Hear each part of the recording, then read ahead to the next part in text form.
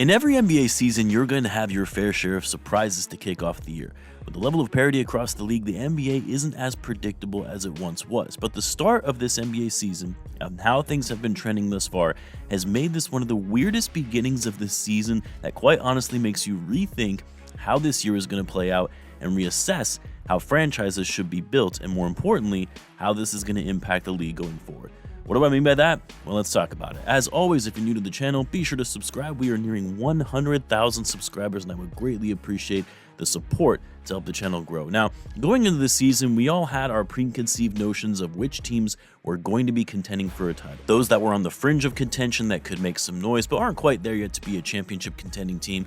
Those in the middle, stuck in no man's land, and of course, those that are rebuilding and in full tank mode for one of the deepest draft classes this upcoming summer, featuring generational talents. But in the early going of this season, our assumptions have been blown away, with teams you thought would be showing up as contenders falling well short of expectations, while those we thought would be in the capture the flag sweepstakes somehow looking like they might have a chance at the playoffs. And while yes, I recognize that it's still so early in the season, it's an incredibly small sample size, and generally speaking, things start to regress to the mean as the season wears on, but some of these early trends are strong indicators of what's to come. Take the Milwaukee Bucks as an example. At the time of this recording, they are dead last in the East, having lost 6 in a row and just one win to show for on the season against a depleted Sixers team without Joel Embiid and Paul George. The Bucks will eventually start winning games, and they will still make the playoffs. But the Bucks, as currently constructed with all of their issues, as I outlined in my prior video, are not going to be contending for a title. Simply put, a lot of their weaknesses, especially on the defensive end, combined with their old age and inability to keep up with young pace and space style offenses, is here to stay. Aside from the drastic overhaul to their roster, their struggles to compete are not going away. The Bucks aside though, who else had the Brooklyn Nets sitting 508 games into the season? A team most had finished dead last in the East and embracing the tank after they traded away Mikal Bridges for a massive haul of 5 first-round picks. And it's not like they've played a bunch of bad teams either. They've held their own against some of the better teams in the league while maintaining a top 15 net rating, one of the better passing teams in the league, and shoots threes at a high volume to give them a chance to win games that would otherwise normally be viewed as an L. Who also had the Cavs starting off the season 8-0. Some close games, don't get me wrong, but for a team that most considered to not really be true contenders this year, given their lack of changes from this offseason and not being viewed as a championship-level team last year, they have come out and looked like the most complete, well-rounded team next to the Boston Celtics. Their style of offense has enabled them to be one of the most efficient teams in the NBA, with the highest field goal percentage to start the year, shooting the ball at over 52%, second in the league in three-point percentage at over 41%, despite being middle of the road on three-point volume.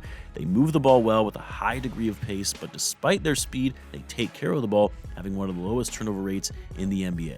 A team that was 18th in the league on offense last season is now sitting second.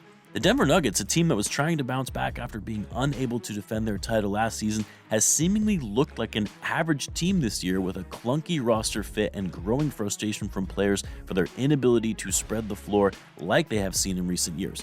With how stacked the Western Conference is this season and a lot of teams in the West making big splashes in the summer to get them to the next level, the Nuggets seem to be falling behind in their ability to keep up with the rest of the league, especially when you have other big surprises like the Warriors and the Suns playing much better than expected. The Warriors even doing so more recently without Steph Curry. But look, honestly, the weirdest thing about the start of the season is actually how underwhelming it has been in watching NBA games. And look, I've been watching the NBA since I was a kid, dating all the way back to the 90s. I still love the game of basketball. I'm still going to follow this league like I always have.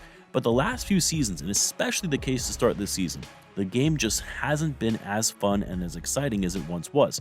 And fans feel the same way, as evident by the league's horrendous ratings in the opening week of the season, where the league saw a 40+% decline in viewership on opening night and down 30% across the board through the first week of the year.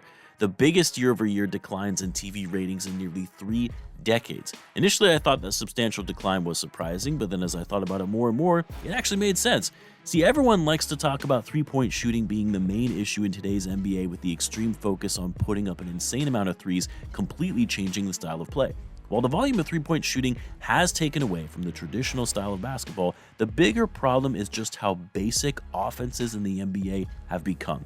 Every team, for the most part, is playing the same brand of basketball. There's very little variation in teams forming their own identities. Get up as many threes as you can or get it in the dunker spot. A lot of standing in the corner, moving the ball along the perimeter, and every season, defenses become less and less of a priority. Some people like change. For me personally, I don't.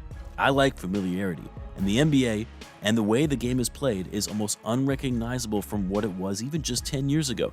Teams could care less about defense. New offensive records are broken every year, and while it was fun initially to see the new level of heightened offense, people have seemed to stop caring. Oh, a new scoring record was broken. Cool. That happens every season now. And while the NBA has achieved a good level of parity where any team can beat another on a given night regardless of their current record, the level of competitiveness has seemingly gone away. Players don't play as hard as they used to.